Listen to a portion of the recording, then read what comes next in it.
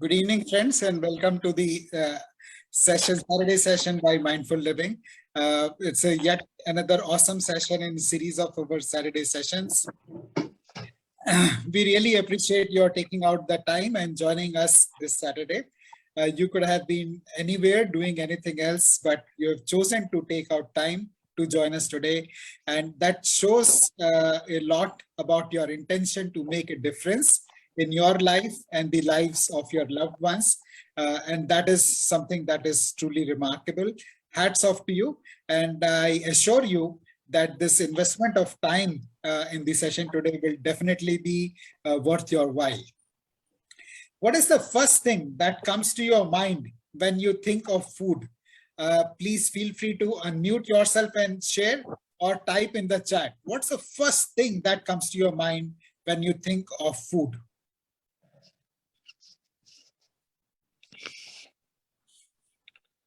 I think to be it comes taste. Feast, celebration, okay? Tasty food, Tasty food, okay, basic need for survival, taste, okay? Thank you, Nitin. Nourishment. Nourishment, awesome. That's a very awesome, Indra. Good. What else comes to your mind? Health, okay. Very nice. So we're getting some interesting responses.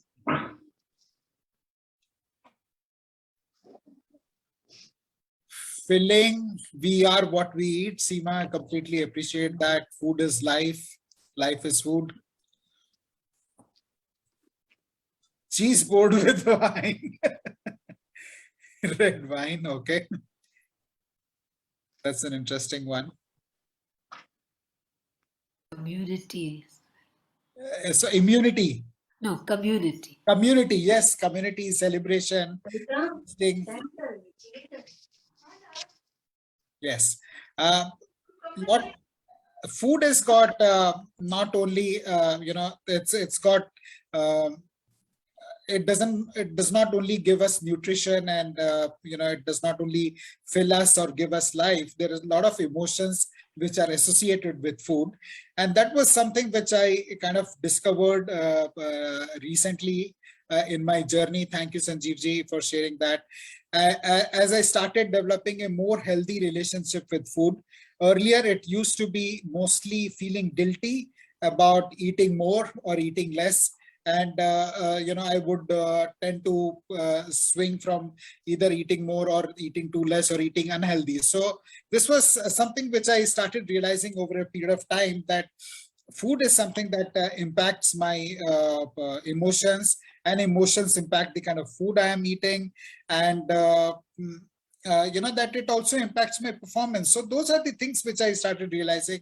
And as I was on that journey to discover the relationship with food, I got to know Pariksha a couple of years back, and so I've known Pariksha for 5 years, over 5 years now, and we are very happy to have Pariksha today speak on this very simple but very complex topic of food.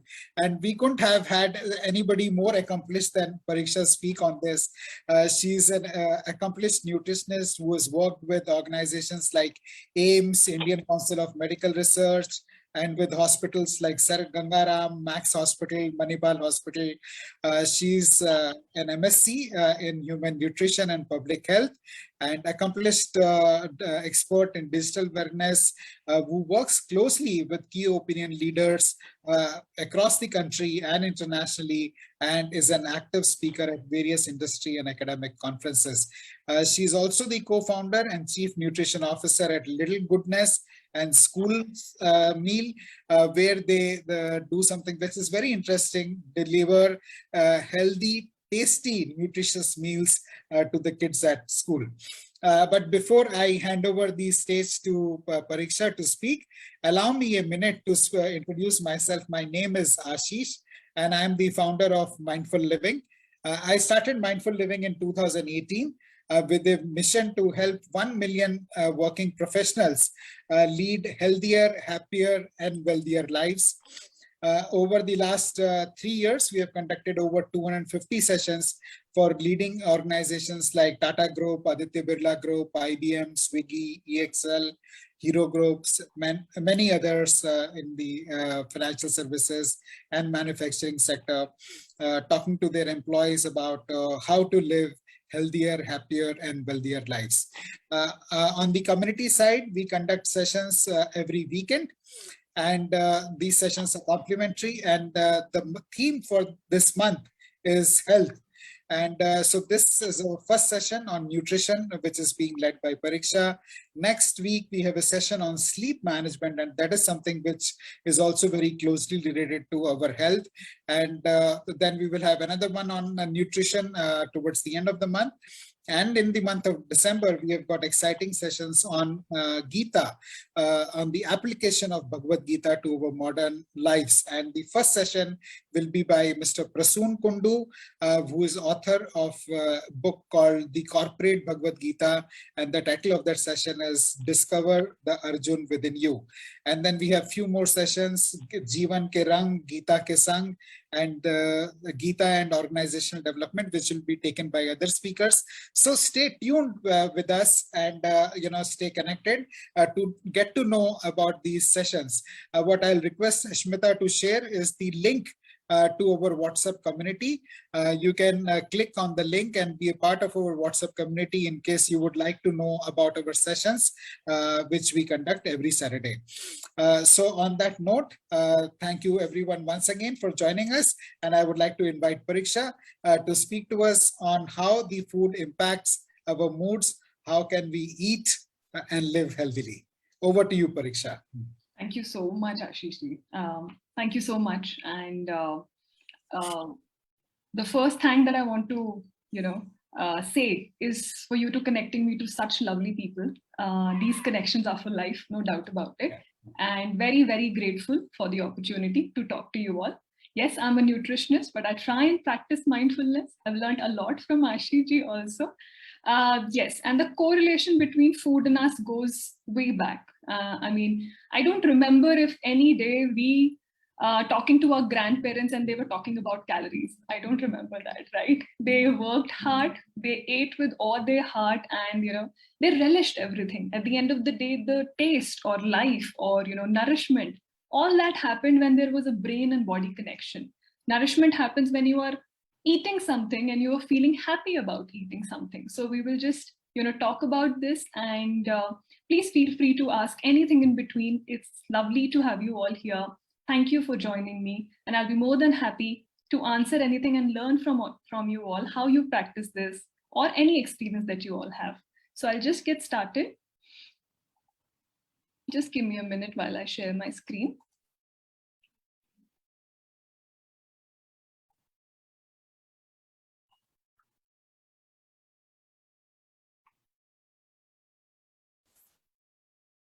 So meanwhile, if you can help me, like I have a lot of inputs here, how you all prefer your food to be considered healthy or, nutritious, or food is related with emotions. Any story around that anyone can help me? Like when I look at plate of food, if it's not bringing a smile on my face, I probably am not going to eat it. So anyone, any experiences, please let me know. How you see your plate or when food comes in front of you, or just tell me about one food, like somebody says cheese board and red wine or chessboard and red wine. I don't know, but just help me with some emotions here, please. I think the plating is very, very important. The way it is decorated. Mostly we go to restaurants and all, when we see the plate, the way the chef gets you the plate on your table. That's where it attracts. I mean, that is possible at home, not to so much of extent, but yes, that is, the colors attract, the way it is decorated, it attracts. So you tend to feel like eating the food.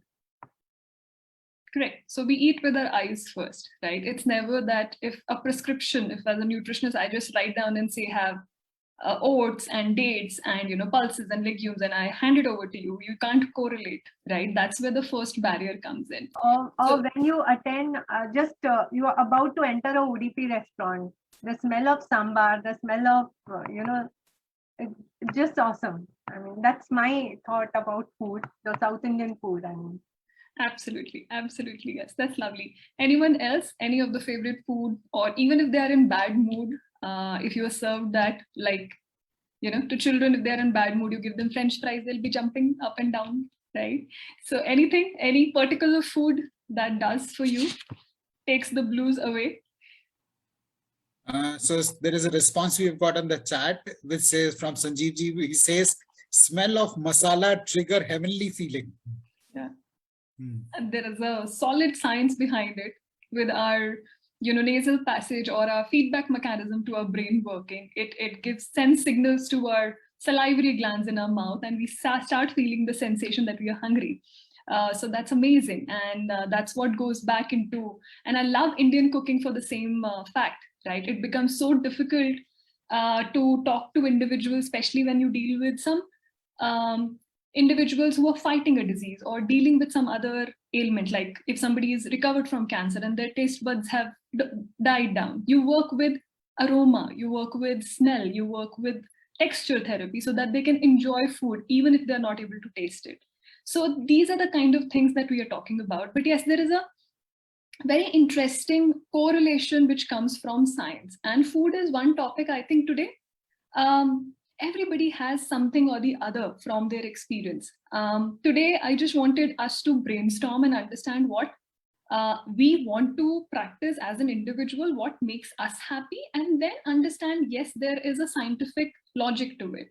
And, if one food or a one comforting food has worked for one person, may not work for me. Like in past 2 months, what I saw that people were trying Kada and, taking vitamin C tablets. It's not doing good to them. It's actually harming their body at the end of the day. Yesterday, I was talking to a patient whose mother probably thought that a patient had ADHD or hyperactive syndrome, right? And the mother is giving kava root day in and day out, but it is leading to GI disturbances. Right? So yes, food is very, very important to calm our gut down, calm ourselves down, and that's what probably we're going to discuss. Favorite dish generates excitement, completely with you, Sanjeev ji. Anjali says, I try to connect with what has been served. How do you do that? Just help me understand that.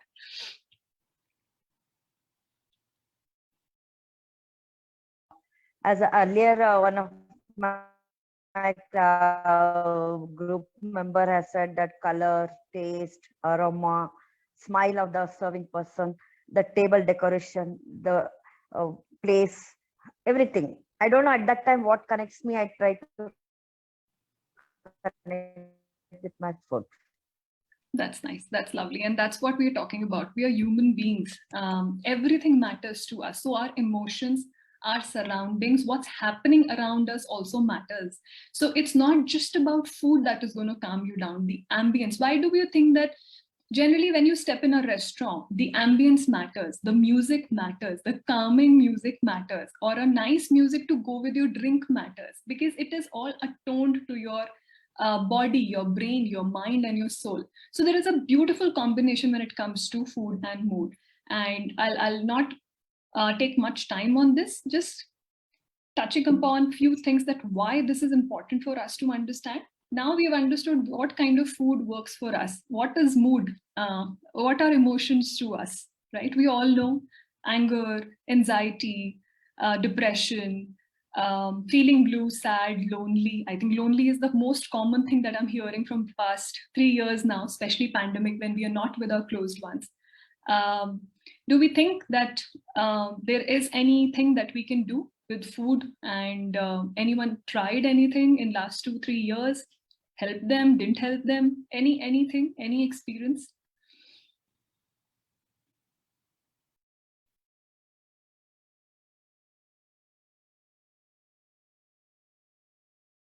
Okay, so I'll just quickly share a story that 3-4 weeks back, I was counseling a patient, and she comes back to me right after Diwali that she's panicking. I said, why? What happened? Why are you panicking? Right?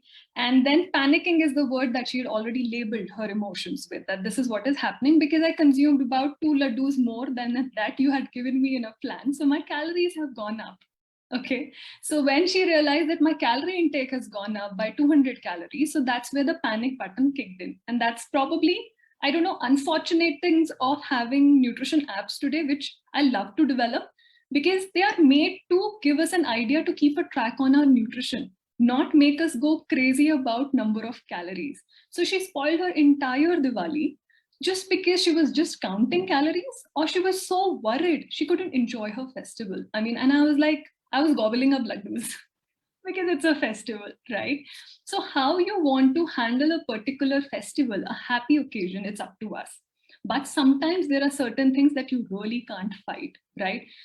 Dealing with emotions, there is no rush. Everybody feels blue, everybody feels anxious, everybody feels panic sometimes. But how the day-to-day eating is going to impact these episodes or these kind of triggers that happen in our life, that can be definitely taken care by lifestyle. And when I say lifestyle, it's all about combination of good food and good physical activity. And like I keep discussing, the 5 pillars cannot move. Diet alone will not be able to do everything. It has a massive role, but your sleep, meditation, exercise, and your stress relieving, your hobby building, these 5 pillars are the crux. So what makes us happy or sad? We all understand there are happy hormones and there are stress hormones, and how food works on these, that's what we are talking about today.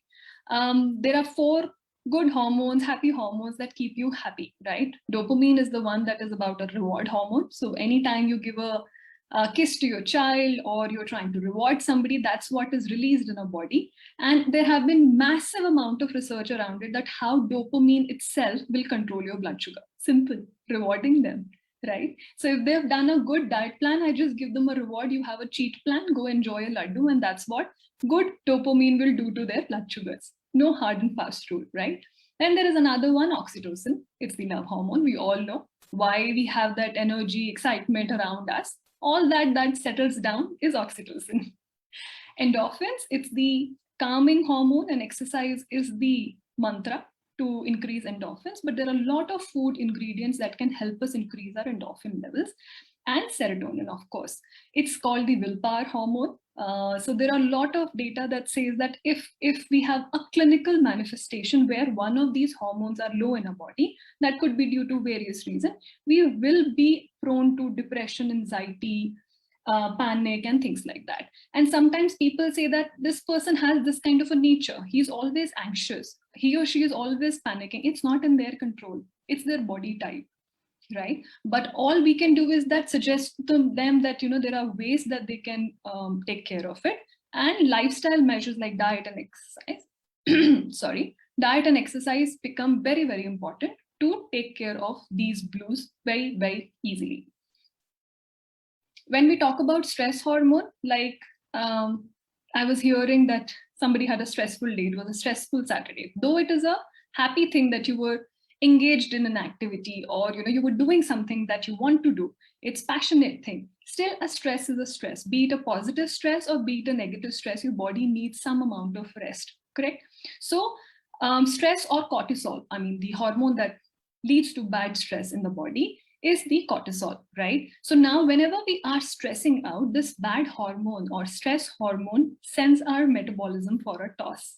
So imagine if today I tell you that, hey, oats are very good. Every day breakfast, you have to have oats. Okay, you look at the bowl of oats and you hate it, right? And you're stressing around that my dietitian or my nutritionist has suggested this, but I hate it. And I believe in that mind and body connection, that if you don't love it, it doesn't belong to your body. Just toss it away, right? So looking at that bowl, if it is not making you happy, if it is not giving you a satisfaction or satiety, looking at it that, hey, this is the food that I really want to enjoy, it's not going to do good to you in any case, right? So I believe in regional eating patterns, what our grandmothers ate, what they taught us to eat, right? And whichever region you are from, be it South India, be it North India, be it Western India or Eastern India, just eat what your ancestors ate, what your grandparents ate. That's the best way to deal with these kind of stress issues. So simplest thing, enjoy what has been served in your family. Definitely we are becoming into a cosmo kind of a lifestyle. We enjoy eating every kind of cuisine. Yes, that's the fun, the experience, the new, all that should be a part of your eating pattern, which will keep you happy. But if you don't enjoy kiwis, that's not the key. Leave them aside. They're not going to do any good to your body. And we should try and take the cues that our body is undergoing some stress. So this is where behavior comes into picture quite a bit. And food related behavior goes back to our eating pattern, what we ate in our childhood. So it's not that easy. Somebody coming and telling you, hey, stop eating chapatis, maybe you are gluten sensitive, and gluten has a massive role in your depression.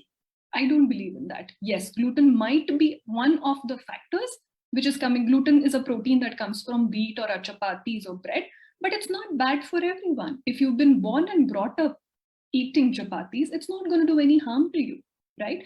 But identifying these cues that every time, I have some kind of an emotional turmoil, or if I'm becoming accident prone, or I'm losing my appetite, what do I do? Right? As an individual, the days I am tired or I am worked up, my appetite is zero. I can't eat. When I look at my other colleagues or friends, when they are worked up, they eat more.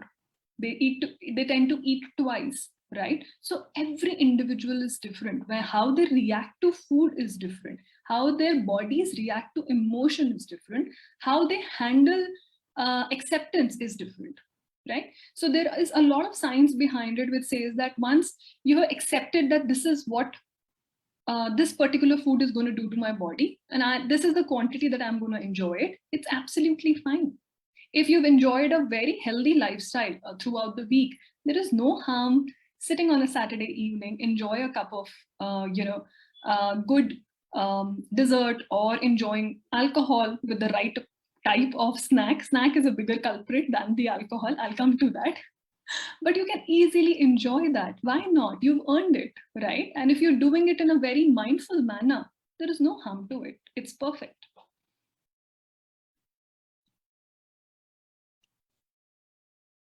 Yeah. So just taking you through how this particular thing goes back to science. It's been recorded that, poor diet and lifestyle leads to maximum amount of problems when it comes to mental health issues. And I'm not talking about big mental health issues, or when we say ADHD or PTSD, or, somebody going through a trauma, nothing. We, on a day-to-day basis, how we handle eating per se is also depending on our mood. Like I said, when I'm upset, I can't eat. So unless and until I calm myself down, it's not going to nourish my body, right? So when we have a plate of food in front of us, unless and until we leave every other emotion aside, that's why probably our grandparents used to tell us to sit down on the floor. When you sit on the floor, you are in touch with nature. You try and, the belief was that you're going to give all the worries to the ground, and that's where your mind gets empty, because you're floored. You have a clear connection with your food. And when you sit in a crisscross manner, when your knees are bent, when you bend in front to eat a dollop of your food, that's where the circulation in your intestine or abdomen goes up. And that's the best for digestion. And it calms you down, because the vagus nerve in our stomach, it gets really sensitized when you are bending or going forward or back and forth, and you're enjoying the food. So there is a lot that goes back what our grandparents taught us, and it is backed by science. So like I said, most of your depression, anxiety, or other eating disorders are related with poor eating. And what this link is, I mean, I can go on and on, but it's been proven that poor diet is putting you at risk of developing depression or anxiety. And what we noticed in the last 2 years, because we were more prone to all the kind of junk, all the time sitting at home, working from home, in pandemic, worrying about our relatives and our friends, we tend to eat a lot of junk, and that's where the rise in depression and anxiety was seen in last 2 years. Massive rise, dramatic rise in India as well. So, I mean, there is enough research around that. It goes as early as developing years. So for example, if a pregnant woman is not being able to eat properly, or the nourishment or the nutrition is not right, it gets passed on to the baby as well, right? So it's been seen that mothers whose diet is very high in cholesterol or dirty fats, or a lot of processed food, junk food, or simple sugars, it has an impact on how the baby's behavior is going to be. And it is, again, very, very simple correlation on how the trans fat or junk or processed food impacts your happy hormones, depresses that, and increases the inflammation in your body and releases more of stress hormones or the bad hormones. And that's where we lose the game. Any questions, any thoughts, anyone? Please let me know. Yeah, so I'm finding the session pretty insightful. And the scientific and the research that you're showing definitely makes a lot of sense. So I'm sure at the end of the we would also have a Q&A where we could discuss certain things, right? Absolutely. Yeah. Thanks. Thank you. Yeah, so it's not just for us adults, like I was saying, it has a massive impact for our children, adolescent children, preschoolers till the age of 5. It has a massive impact the way simple sugar, low GI carbohydrates like your breads and pastas and things like that can impact digestion. And now it's been proven that everything goes back to your entire gut and brain axis. Mediterranean dietary pattern is linked to prevent depression. So there is a massive study which said that people who have come from PTSD also, or people who have had depression, chronic depression for years and are having anxious attacks or anxiety or panic attacks, a Mediterranean diet, which is actually, it's an Indian diet, if I could call it that way, that's why I'm a big fan of Indian diet, is very rich in low-fat dairy. It's very rich in protein coming from legumes and pulses, which we eat all the time. It is very rich in fruits and vegetables, and it is very rich in good amount of fiber coming from whole pulses and whole legumes. So that's a Mediterranean diet, which is low in sodium. That means no packaged food.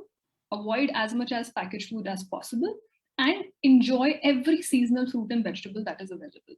So anytime, and there is a fact about that, now that winters are coming, why do you think that in winters it's okay to have a little bit of sugar or jaggery, or how our eating pattern in India changes, right? As soon as the winters start coming, we take out jaggery, we take out till, we take out nuts. That's how our body responds, because in winters the metabolism goes down. So when we eat a little bit of sugar coming from healthier sources, natural sources like dates or jaggery, it actually boosts our metabolism. It helps in digestion, because in winters our digestion also becomes very, very weak. So there is a scientific fact behind it, and we should enjoy it. There is no harm enjoying a piece of chickpea, especially in December. I mean, I love that. I miss Delhi for that. But that's a lovely part to it. So enjoying everything that is run in our family is very, very important at the end. Yeah, so this is pretty simple. It's very common that when people come back and say that, it's very difficult for us to leave pizzas, burgers. Nobody's asking you to leave pizzas and burgers. Enjoy them once in a while, once a week. Step out with your family. If you're heading out, enjoy it. No problem. I'm talking about 6 days of the week. That's all. Yeah, you stepped out. Of course, you want to enjoy something where you can indulge, where you can sit with the family, enjoy a happy meal. No doubt about it. But the question is, are we willing to take this, or we are willing to take an antipasti, or which is the first meal in an Italian cuisine, which serves you all Mediterranean ingredients, like right amount of protein, right amount of carbohydrates, right amount of fruits and vegetables, and right amount of fiber. So it's our choice. Absolutely, yes. So the studies that were done over and over and over again, it was very clear that even with just a support group provided. Generally, what we do, we think that if we are feeling depressed or anxiety, we don't need support. That's the first thing. I think we need to handle the denial first, not that we can't get depressed. And now when I hear from somebody saying that I'm a happy person, I practice ABCD and I don't get depressed, I somehow fail to understand that, because it's very difficult to reach that state, and we all are human beings. Unless and until we've reached a solid state where we are in complete control of emotions, which is really possible. I have not done that yet. So I'm just saying that it takes a lot of time, effort, teaching, coaching, mentorship, to get to that stage. And before that, accepting that, yes, I'm not having a good day. So this is how I'm going to take care of my food and take care of my mood. So that's very, very important. So what's happening when we are talking about the entire blood-brain barrier or things like that? Whenever we start thinking of these emotions, there is a lot of inflammation that gets triggered in our body, right? When the inflammation gets triggered in our body, it reduces our happy hormones and increases the stress hormones. And that's where the whole picture changes. Yeah. So Western diet, like packaged food, anything which is processed, ready to eat cereals, ready to eat pastas, ready to eat any kind of ready to eat. So anything which has a very long shelf life when you are at the store, when you are in the aisle, grocery shopping, anything which is stable on the shelf should not be in your kitchen, ideally. Right? So I know we were working mothers, we think, but it's just a backup. For one odd day when you're not able to fix something which is better, that day it's absolutely fine. There's no harm about it. But anything which is ready to eat is actually a no-no on having a mood food, good food for good mood.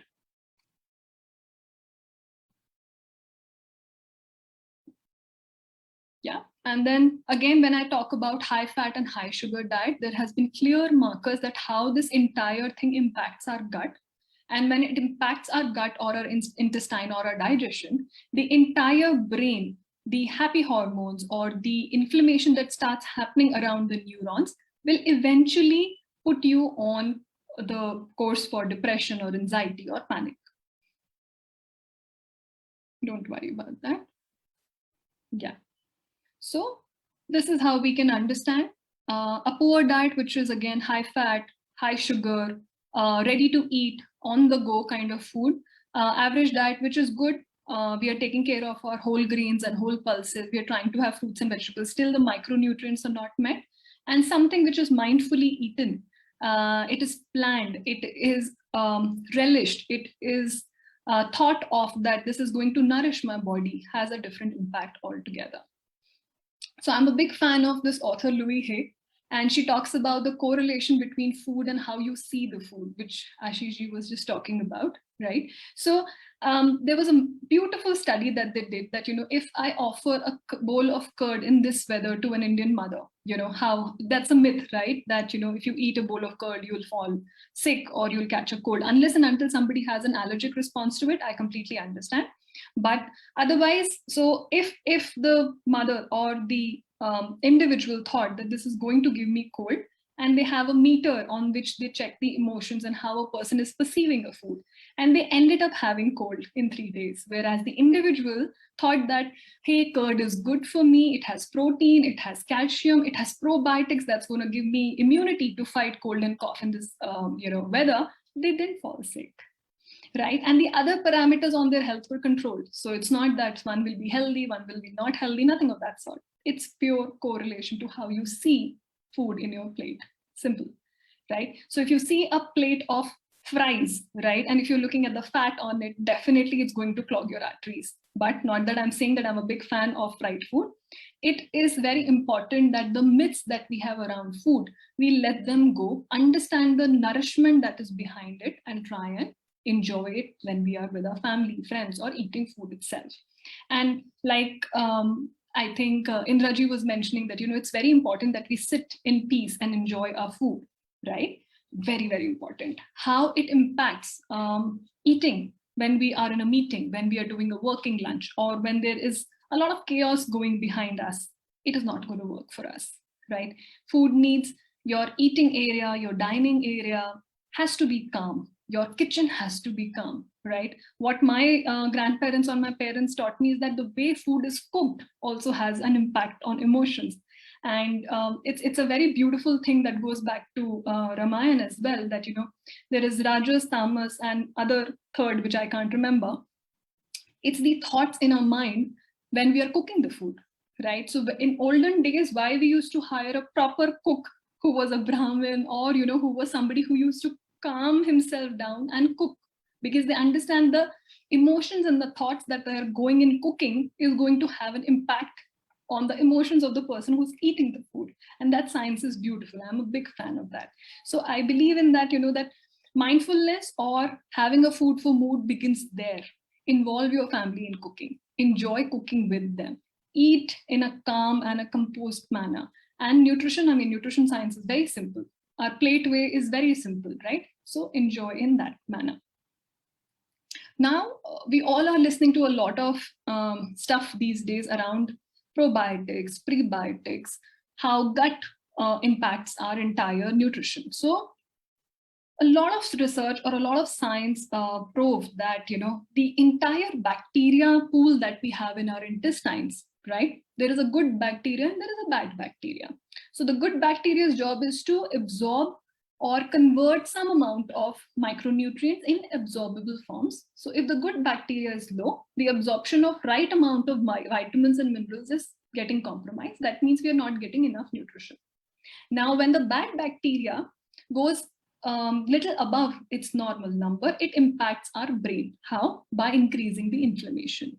When that happens, we tend to again become blue or sad or anxious. So that is something that's happening at a physiologic level, which we won't be able to control unless and until we fix our gut. And gut is also called a second brain of the body because they are so closely related.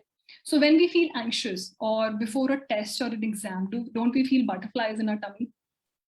Right? So that's the impact of our emotions when it comes to our digestion, or when it comes to any kind of a tricky meeting, or when it comes down to a wedding, or setting our children away, right? So there is a beautiful correlation, and keeping a track of these gut bacteria today will make a lot of sense for a good mental health as well. Yeah. Don't worry about that.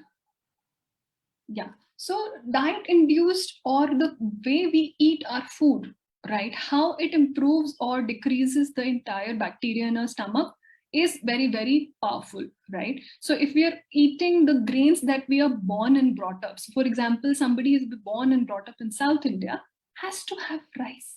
Their body is used to it. But when we look at the entire, structure of today's fad diets, that, you know, say bye-bye to carbs. If you say bye-bye to carbs, your gut bacteria is not getting flourished. Your bad bacteria is building up from fat and protein.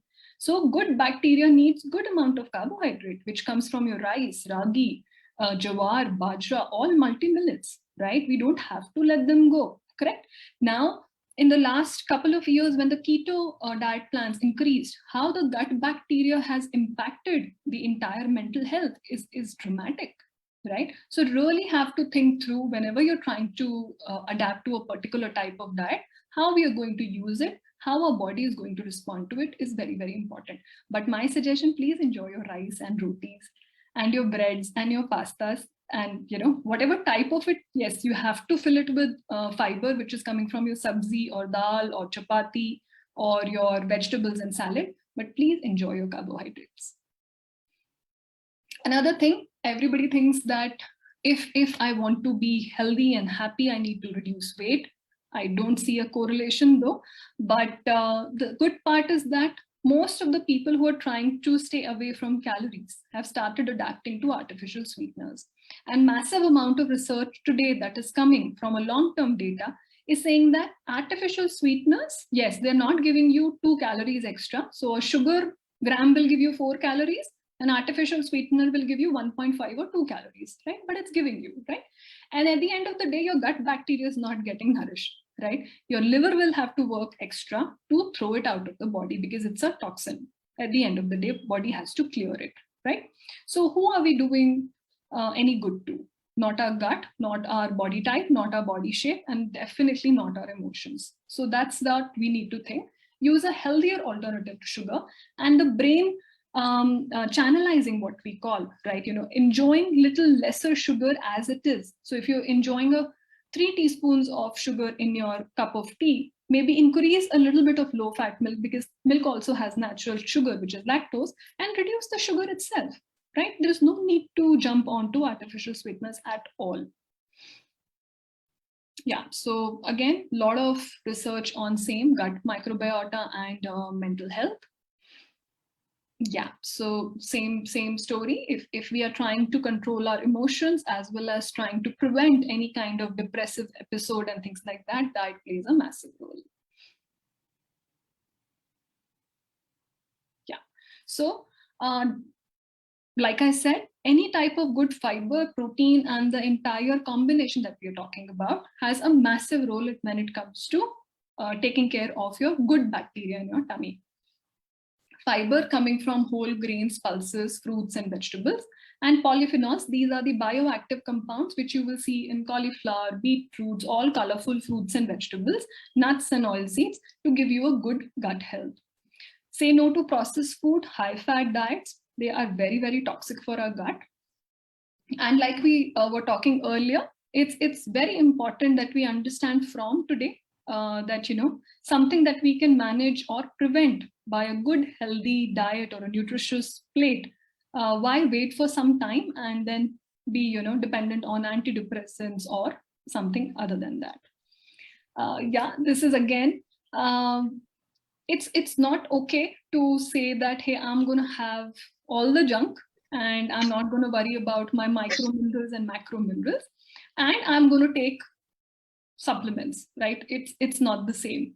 What nourishment you will get is very, very important here. Any question, any comments, anyone here?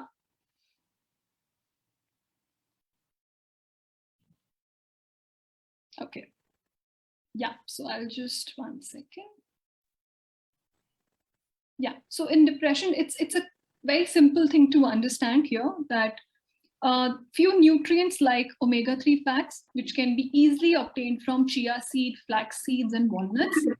Prebiotics, which can, with the common use of onion, garlic, oats, whole grains, and pulses. Probiotics, which are good food for good bacteria, and probiotics are the live bacteria in our tummy.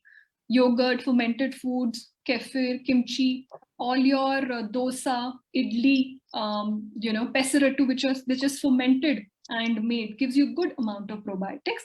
And Mediterranean eating, like I said, low fat, high fiber, and low sodium diet. So if you can visualize your plate, you know, whatever plate you use at home, just visualize that plate for a minute.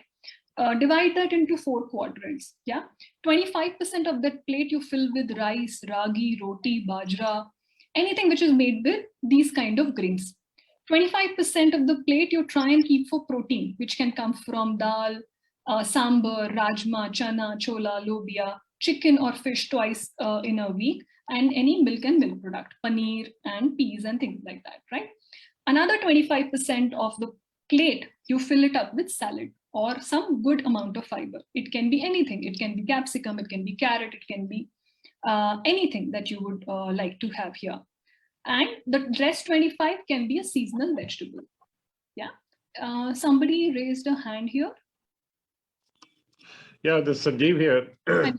Actually, when we say that this food is having impact on the mood and everything, so we also hear that this non-vegetarian food is also like is by killing those animals and it's so is it really advisable from the food science technology point of view, or is it?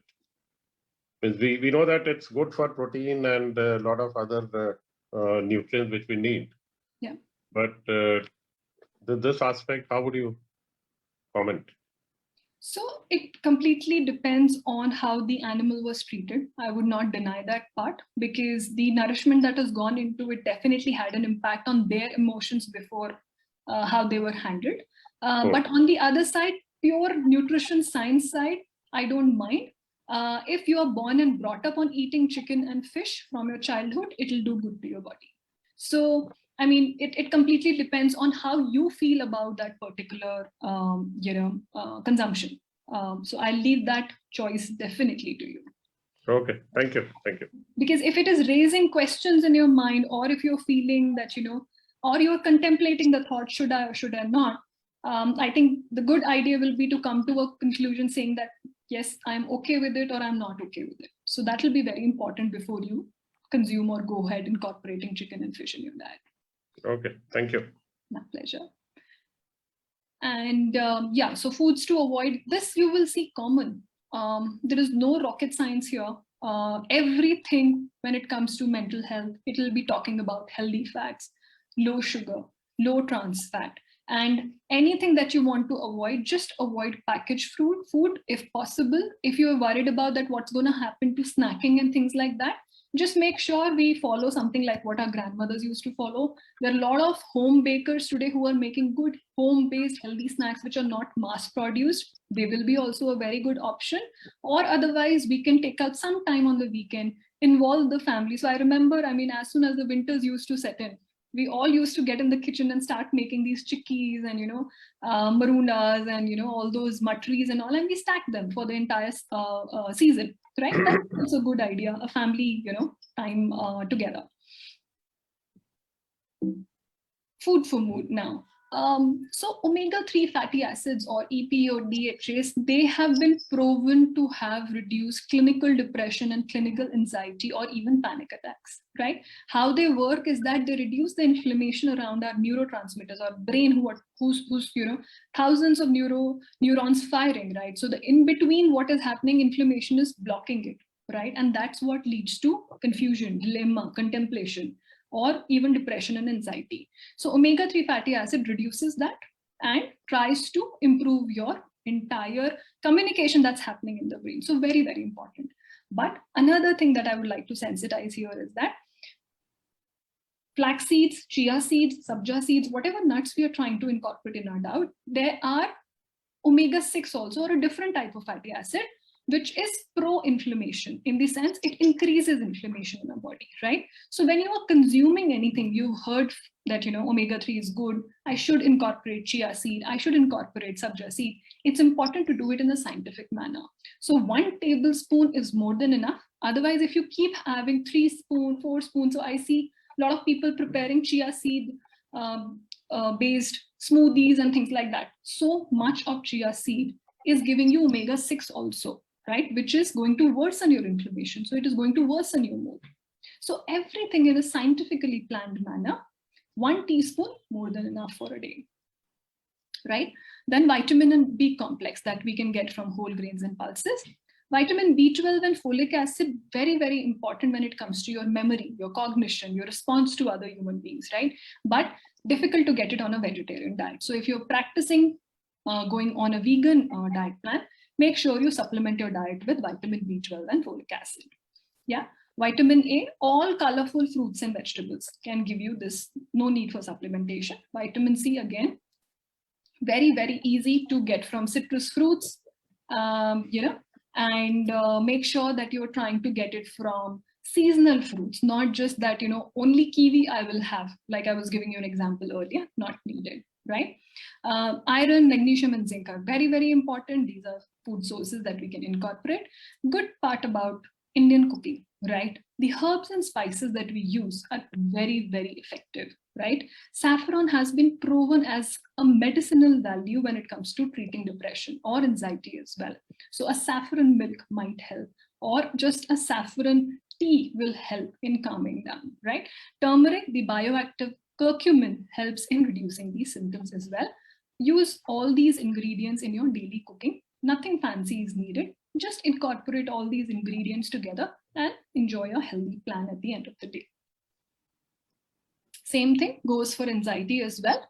Another food that we will have to focus upon is a type of amino acid or from protein, which is tryptophan. Good idea is to incorporate all your Indian pulses and legumes in your daily diet, and we are sorted. So if I have to visualize a healthy diet, right, which will be good food for our mood, is like, in breakfast, lunch, and dinner, 1 katori of dal or egg or chicken or fish has to be there, right? In breakfast, lunch, and dinner, 2 portions, like 2 chapatis or 2 idlis or 2 dosas has to be there, right? And fiber is a must. So a bowl of sprout in breakfast with a bowl of curd is absolutely fine. In lunch, just visualize your plate again that we discussed and fill it with salad and fruits and vegetables. Good idea will be to prefer whole fruits and avoid the sugar coming from fruit juices, and combine these and enjoy a good high fiber, high nutrient dense diet. Yeah, again, enjoy cooking oil is very, very important at home. So before, We used to think that just let's use olive oil. Olive oil is the only healthy oil. That's not the case. Use different types of oils that will give you good amount of nutrition for your brain. And people who tried going on zero fat diets had maximum amount of depression, right? So we don't want that. And have healthy fats. So for example, cooking at home, try and use mustard oil, rice bran oil, soybean oil, canola oil, and olive oil only for dressing purposes. When we use olive oil for Indian deep frying and tadkas and bhagars, it doesn't work because all the good things in the olive oil gets burnt up. So there is no point using it for Indian cooking and burning that money, according to me. Otherwise, just use it the way you will be cooking any other vegetable. Ashmita has raised her hand. Please tell me. I have a question. Are we supposed to use cold pressed oil, or you suggest to go for the traditional mustard oil and which we grandmothers used to cook and moms used to cook? Are we supposed to take a cold pressed one, which is kind of available in organic store and it is expensive side? Yeah. So not every family would want to, invest in that kind of money for oil, especially when your family will say, okay, we have never done it. So why would you want to do investment in the cold pressed oil? So I wanted your view on that. Absolutely. Very valid question, Ashmita, because see, cold pressed oil, the entire concept, which is the healthiest bit. If you ask me as a nutritionist, yes, it's the healthiest choice today. But we Indians don't just put oil on top of our chicken, fish, pastas, right? We cook, we have to heat the oil to, crackle our seeds and, leaves and curry leaves and everything to get that aroma coming, right? So when we heat the oil at that particular temperature, the cold pressed oil, which was treated at a certain cold temperature, what's the point, right? They pressed it in a cold environment, so the polyphenols or the bioactive ingredients come in the oil. When we bring it home, we put it on a kadhai and try and heat it up, it's gone. So it's like I've burnt my money, then I've cooked it for Indian cooking. Doesn't make any sense. Scientifically doesn't make any sense. Okay, right? understood. But using for your salad dressings, your bruschetta, or some kind of dressings that you're doing for your food, definitely yes. Nothing better than that. So for the Indian cooking, you suggest the traditional oils which we used to use always. Absolutely yes. Okay. Absolutely yes. I see two more people I think have raised hands. I think Anjali has a question, Pariksha. Hanji. Yeah, see, food and mood depends again. As soon as we enter the market, we see lot of varieties organic. That this we get confused. The mood starts swinging there only as we enter. So how to choose and how to judge and how to make it useful for us? Very valid, very valid. Like I was saying today, food has become so overwhelming. Sorry. Yeah, so I was saying the topic itself has become so overwhelming today that we don't know what is right and what is not right, correct? So when we say organic, see, it's very difficult to have an organic farming going in India at the moment. Thank you. So what happens is that, for example, a farmer has an organic land, right? He has a particular piece of land and the adjacent field doesn't use organic ingredients. Soil is connected, right? Everything leaches from one part of the soil to the other part, right? So I do not understand the concept of controlled organics right now in India. There are a lot of bodies coming up. Whatever product is US FDA organic certified is organic. Rest, everything is a name for me, to be very frank. And worked in the food processing industry, I've realized how fake it is, to be very frank with you all, right? But yes, when you read on the label that it is organic or it is handled in cruelty-free manner, it impacts your emotion and you tend to buy it, which is okay, which is absolutely okay. But value for money should also hard-earned money, right? So always read a food label, look for these certifications. If the certifications are not there, then I think it's better to pick up from your local farmer who you trust, milk coming from a local bhaiya, who you trust that he's not putting any hormones to, animals and things like that. That trust is very, very important when it comes to food, right? If I can, I will move back to Meerut today because I knew what is coming from where, right? In Bangalore, I have no idea, but I'd still try and read the labels. I still try and find out the authenticity, and that gives me more confidence that I'm bringing nourishment to home rather than a piece of or a packet of food. Yeah. Okay. So I'll just take some questions here. Yeah, we Thank have a lot you. of questions Thank in the chat. I am done also. I think we can take the questions now. Can I stop sharing my screen and just take the questions now? Sure, in case you're through with the presentation, because Yeah. Yes, that was my last bit. Yes. Okay, so I'll just take the questions then. yes. So there is one from Ashmita, which I think we will do later, which is on sugar. Should we avoid sugar and processed maida? Yes, to an extent, yes. If so, for example, if you are having a get together, you've thrown a party, or you are enjoying something over a weekend, absolutely, please feel free to have a piece of cake or whatever you've prepared. No problem. Chola bhatura is also fine, right? If it is making you happy. But on a day-to-day basis, yes, it's going to impact our mental health. Definitely, yes. Ashwin has raised his hand, and we have one from Supriya who wants to know, should we use ghee? So Ghee, yes, absolutely. In a controlled manner, for example, if you're putting ghee on your chapati or putting a little bit on your rice and all, 1 teaspoon of ghee, if you are saying no to packaged product completely, I'm very happy with it. It'll help you with somebody. Okay, there are a lot of questions. yeah, maybe we can take Ashwin. Ashwin, you would like to go? Yeah, sure. Yeah. So, hi Pariksha, and thank you, Ashish, for Thank you, Ashwin. recognizing the hand raised. So, Pariksha, I had a simple question to you. I have a tendency, and the tendency is basically emotional eating, which you pretty much covered in the first part of your session, wherein under high levels of stress, I tend to resort to, eating junk or eating unhealthy food. Right. And the pandemic has worsened this particular scenario or situation. So I would in fact like to have a roadmap as well as certain ways in which I can combat this with and revert or resort to healthy food as well. So I'd like your insights on this, both from a psychological level and from a dietary level also. Sure. I think it is very valid that, and I really appreciate that, you're making an effort to, try and take care of it. Don't fight it. First thing first, respect your emotions, no problem. A few tips and tricks around nutrition that you can keep yourself healthy is that don't stock up junk around you. So if you're sitting at your work desk, always make sure your work desk or the place that you're working or whatever is overwhelming you have healthy snacks around you. And healthy snacks, I mean makhana, toasted nuts, a handful of, any kind of sprouts if you can carry from home, one fruit, chickpeas, these kind of things you surround yourself with. So just throw away the junk from your eye level or what you can see. That will be the first thing.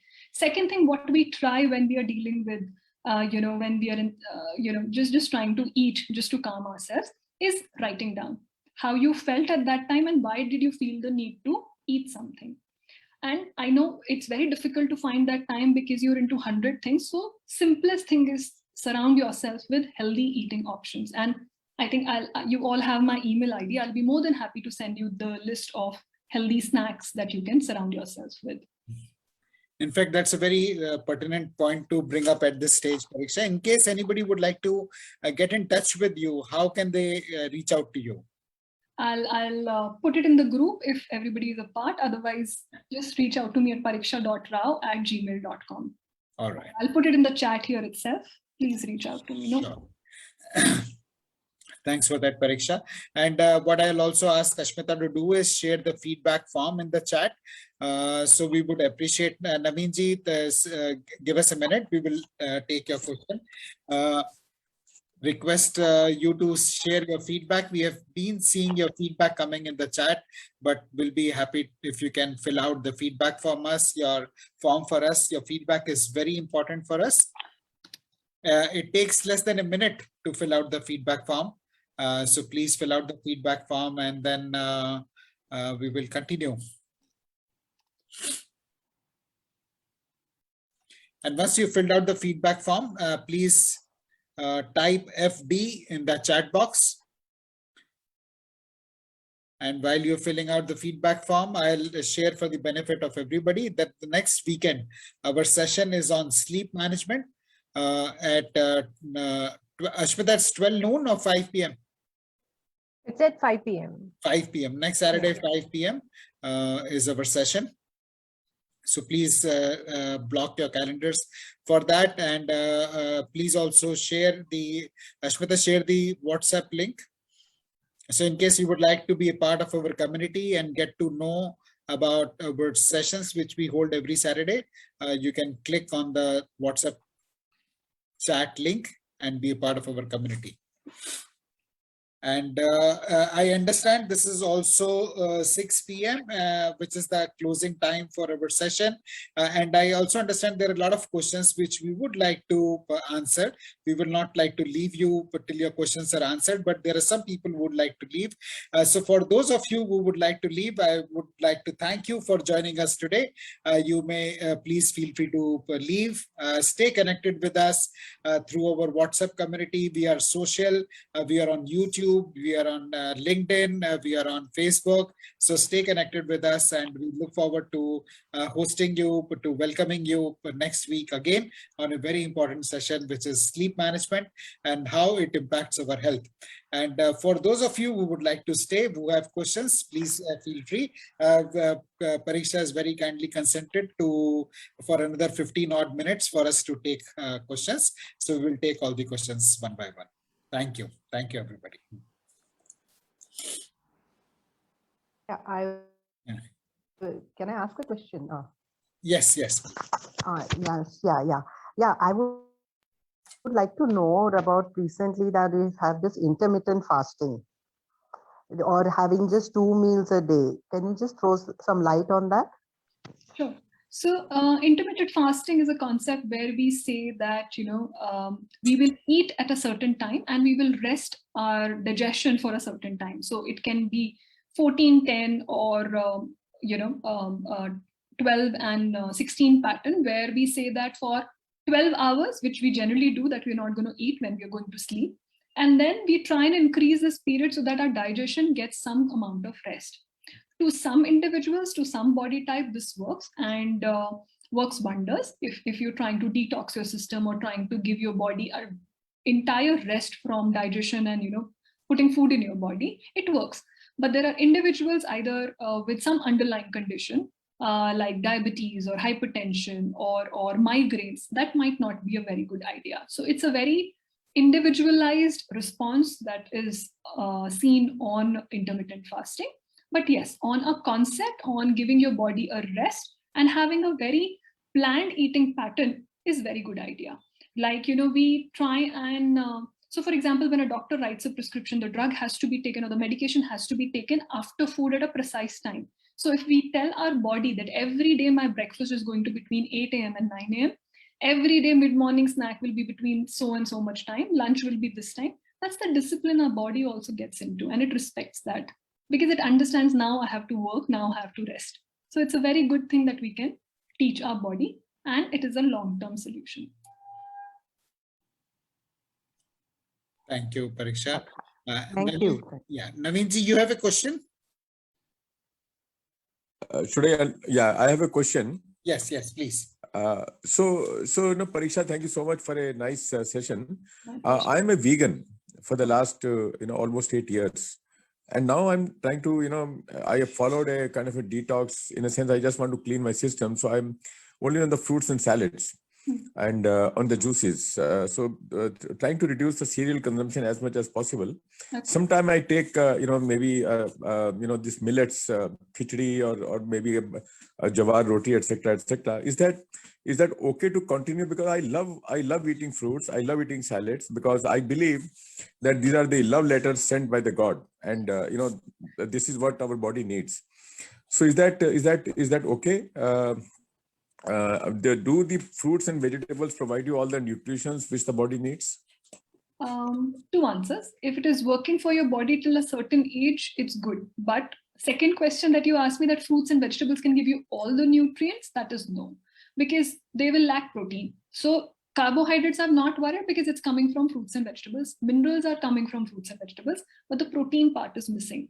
right? And the protein is the building block for your neurotransmitters or your immunity or your entire background that is there for your gut health. So I would request, if you are on a vegan plan also, just try and add a little bit of pulses. So you can have a chickpea salad, you can have a sprout salad, or in your salad itself, which you love, just add rajma, chana, boiled chola, lobia. That will take care of it. So just incorporate that. And if you feel low on energy or weakness or any muscle cramping happening, then incorporate a B12 supplement, because that is a must, especially when, every year as we age, our body requires more. So if the dietary protein we are not taking, then definitely our body will start finding deficient in these nutrients. So it's important that we keep a track of that. So my suggestion, please enjoy. Till the time I've started these fruits and vegetables, my energy levels have gone up. That's wonderful. When I go to the gym, I mean, I feel much more energetic. And if I eat cereal that day, I feel sleepy. So not worried about cereal at all. And especially if you're going to gym, your performance will be much better. Your muscle recovery will be much better once you add a little bit of vegetable protein, plant-based protein. Okay. So rajma, chala, chola, anything boiled or tossed or, baked, anything that you enjoy. Okay. Thank you so much. Thank you. My pleasure. Thank you.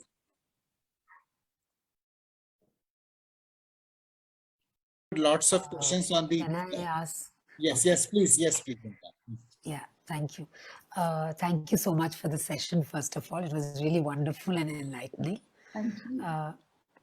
So I just wanted to ask you a little about, nowadays they talk about autoimmune conditions, just to understand that, and inflammation. Maybe I'm asking too many questions, but, so that. And is arthritis also one of these, and what kind of foods help against inflammation and against arthritis, joint pains? As we age, we do have joint pains. So, thank you. Age, I'm talking to 30-year-olds today with the lifestyle issues, complaining, knee pain, back pain. So I think age is not to be, considered today. So like you say, you probably are far more active, mindful, than the 30-year-olds that I, talk to today. But yes, autoimmune disease is something when our own body's immune system starts to seeing anything in our body as a threat or as a culprit. So sometimes in arthritis or autoimmune or rheumatoid arthritis, our immune system starts looking at bones and the calcium inside it as a threat to the body and starts destroying it. So that's where the thinning of bones begin, because our own immune system is killing it. So that's an autoimmune problem. And it could be genetic, it could be environmental, we are born with it. It can be many things that, could have led to it. And not to worry about what led to it, we can understand how to take care of it. And anything which is rich in calcium and protein will help. Now, how autoimmune is going to increase the inflammation, or inflammation in turn increases the autoimmune response, is a very bad cycle. So our immune system gets very, very active. When it starts attacking the bone cells or something, it starts producing a lot of leftover material. That is that causes inflammation on our cells. And that inflammation triggers our immune system to fight back. So it's a vicious cycle that sets in. So some kind of healthy anti-inflammatory food that I wrote about, like blackberries, blueberries, chamomile tea, curcumin coming from turmeric. So what can be done every day, you can try having turmeric in your food. Like Indian cooking, we do rasam mein turmeric goes, our sabji, vegetables and everything has good amount of turmeric, right? Use that, but make sure you put a little bit of black pepper into it. Can you just give me 1 second? I'm very, very sorry. Yeah.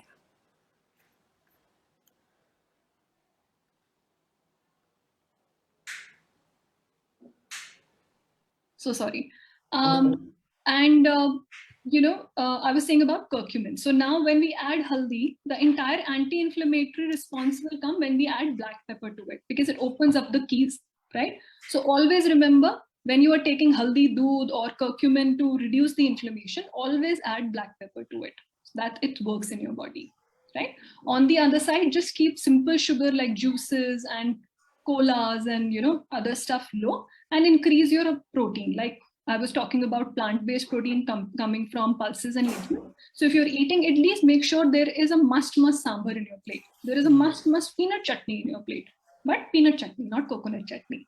So, those kind of combinations will really work wonders. And a bowl of salad. So fresh fruits and vegetables can do, suppress that inflammatory response and make your body feel much healthier and sharper. But yes, calcium, protein, and omega-3, these ingredients will be very, very important to incorporate on a daily diet. So does the same thing hold for sinus problems as well? Is that? No, Hanji, I mean, on the part where the sinus or triggering is happening, yes. Yeah. But for the sinus part, I think your entire anti-inflammatory that comes from chamomile tea, mushrooms, shiitake mushrooms, they can help in suppressing the trigger. Thank you. I hope I was able to answer your question. Oh, absolutely. Thanks. My pleasure. Yeah, we have two hand raised. Sanjeev ji, would you like to go next? Yeah, so Pariksha, thanks a lot. I think it was a wonderful session and a lot of fundamental questions got answered. But what I wanted is that your view on a lot of these supplements are available, like those Neutralite and all those like fancy companies. So vitamins or even turmeric. Now, a lot of these organic wellness companies are also introducing all our Indian things like Kali Mirch and turmeric and so what is your view on that? Are they really helpful, or should we just take it with a pinch of salt?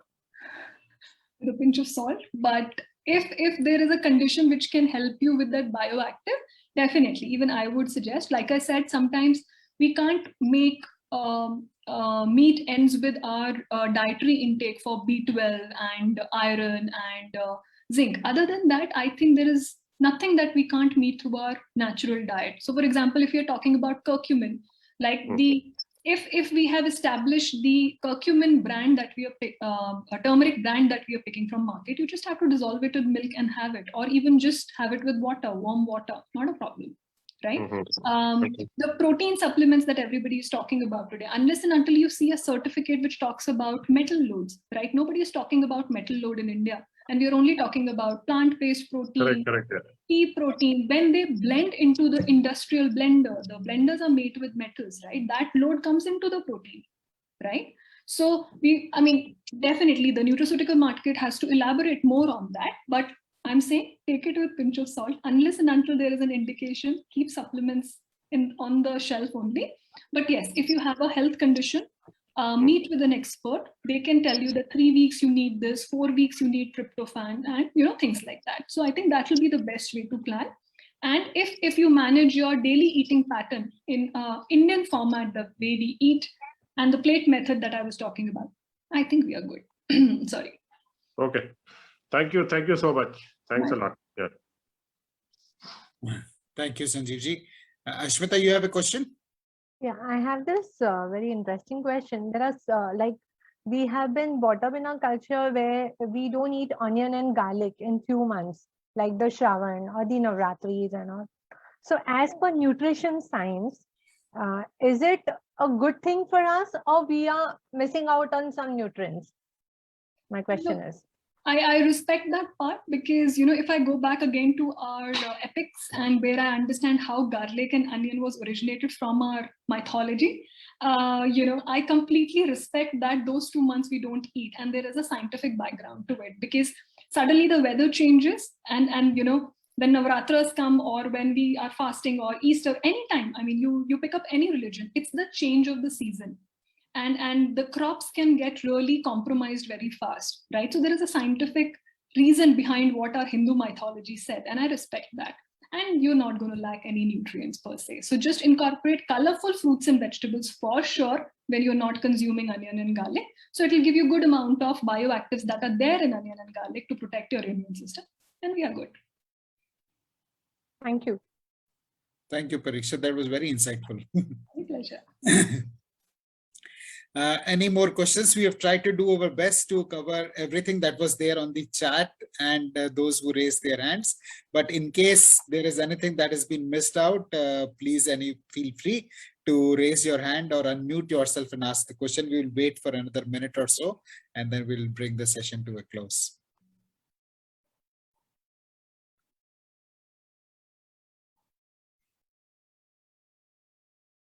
So I guess there is no more.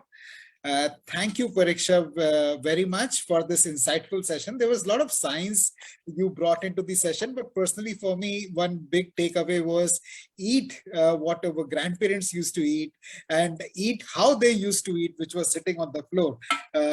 So that was one key takeaway for me. There were many more which you shared, but I'm sure people have their own takeaways. And in case you would like to get in touch with Pariksha and consult her and take her inputs, you could reach out to her on her email pariksha.rao@gmail.com. PARIKSHA.rao@gmail.com. So thank you everyone for joining us this weekend. Thank you, Pariksha, for wonderful insights that you shared with us. Have a great weekend and a great. Thank you. Thank you so much. Thank you, everyone. Thank you. Thank you so much. Bye-bye. Thank you. Thank you, everybody. Bye, everyone.